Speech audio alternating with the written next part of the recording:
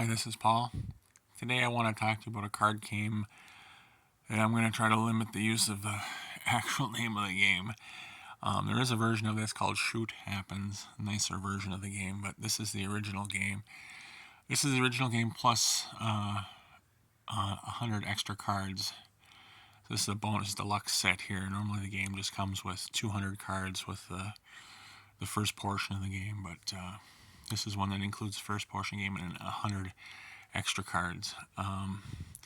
It's called Shite Happens, and it's a card game, and I'll tell you a little bit about it. It's about you're deciding where cards would fall in a misery index that you have in front of you. I'll tell you more about that in a bit. So there's 300 cards in this deluxe version.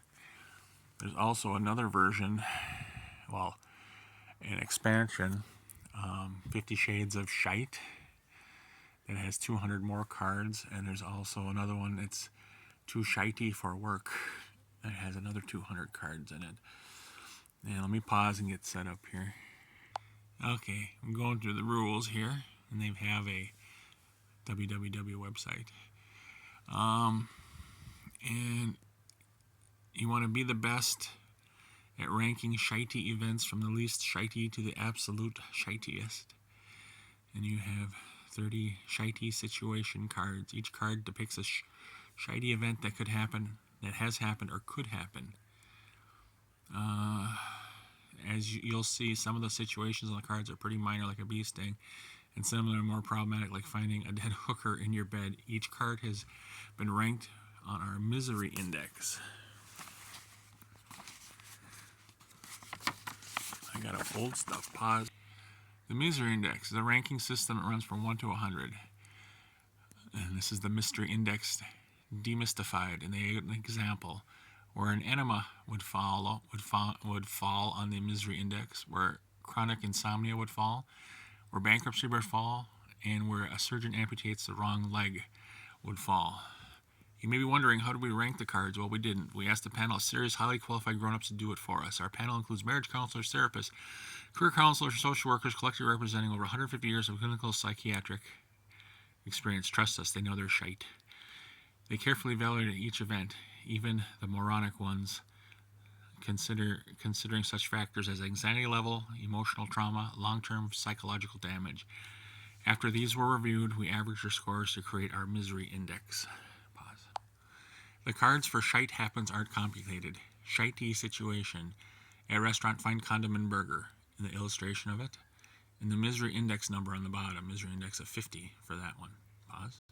Okay, let's get this shite started. First, shuffle the deck and deal 3 cards to each player. We don't care who deals. You're grown-ass adults, you decide. The remaining cards form a draw pile. Place your cards face up on the table in front of you, ranked by the numerical order of the misery index. You are building a scale of woe we like to call the lane of pain. And they have an example there. Argument with coworkers of 15, lost wallets of 40.5, and your arm is amputated at 92. The same player who is man enough to deal the cards gets to go first. When it's your turn, the player to your right draws a card from the draw pile. He or she reads the shitey situation aloud, but doesn't reveal the misery index number. To win the card, you don't have to guess the exact index number, which would be like impossible. All you have to do is guess its proper place in your lane of pain. In other words, put in order with the rest of your cards. For shites and giggles, let's say you have these 3 cards. Disastrous haircut, 11.5. Root canal, 28.5. Locked out of your house while naked, 36.5. You are trying to win this card. Catch your parents having sex. That's a tough one. Where does it fall? Where does it belong in your lane of pain? If you think catching your parents having sex is less awful than a disastrous haircut, indicate area A. If you think it falls between disastrous haircut and root canal, indicate B. If you think it's worse than a root canal, but not as bad as being locked out of your house while naked, indicate C. If you think it's worse than all 3, indicate D. Drumroll, please. Catching your parents having sex has a misery rating of 25.5, so the answer is B, between disastrous haircut and root canal. If you guess correctly, you win the card. It remains face up in your lane of pain, and your turn is over.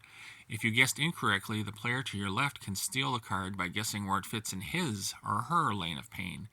If that player misses, player proceeds clockwise around the table with each player guessing until someone guesses correctly and wins the card. Okay. If you make it all the way around the table and back to the person who originally read the card and none of the players guess correctly, well then, you guys obviously suck. Place the card in the discard pile. As additional cards are won, the gaps between the cards in your lane of pain narrow and the game becomes more challenging. Assume the worst. When considering a shitey situation, you should assume the worst possible yet still plausible scenario. If a card says phone falls in toilet, don't assume that you fished it out, did the whole rice thing, and miraculously still works. No, your phone is ruined, all your data is lost, and you don't have any insurance. Way to go. How to win. The first player to accumulate 10 shitey event cards wins. Congratulations, you're the king of Shite Mountain. And that's it for the rules of this game. All you have to do is